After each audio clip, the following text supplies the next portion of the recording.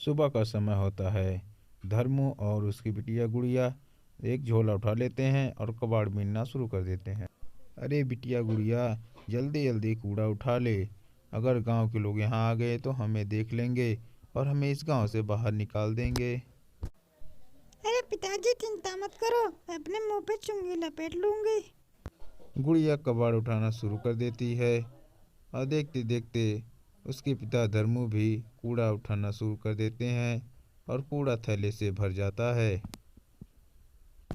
अरे गुड़िया, जितना हुआ उतना ही बहुत है, अब हम इसे बेच देते हैं। गुड़िया और धर्मू कबाड़ उठाकर एक कबाड़ की दुकान पर ले जाते हैं और उसे वहां बेच देते हैं। सारा कबाड़ अलग अलग करके वह बेच देते हैं, जिसके चलते कबाड़ी उन्हें 50 रुपये दे देता है। पत्नी उसकी पत्नी की तबीयत सही नहीं थी। वो अपनी पत्नी के लिए दवा भी लेके आया।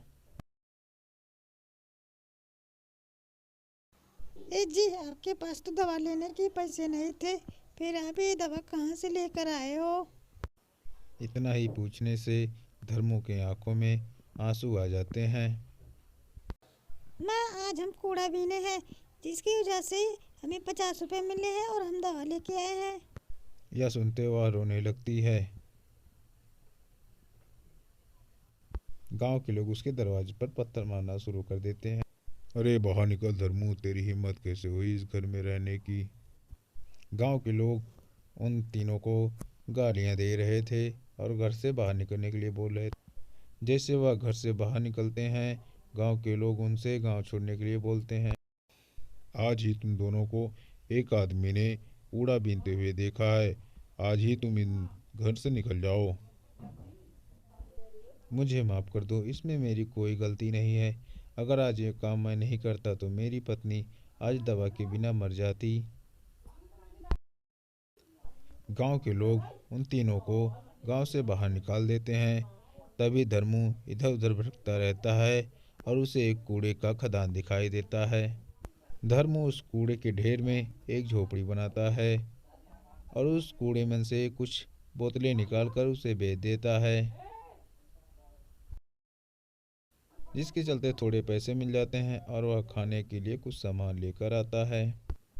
गुड़िया थोड़ा बहुत साफ करती है और एक चूल्हा बनाकर उस पर खाना बनाना स्टार्ट कर देती है। खाना बनने के बाद सभी लोग खाना खाने बैठते हैं। तभी वहाँ एक गाय आ जाती है और वह भूखी थी, वह कचरा खाती है। हे भगवान, वह गाय देखो कितनी भूखी हुई है। हमें थोड़ा थोड़ा खाना उसको दे देना चाहिए, वो कचरा खा रही है।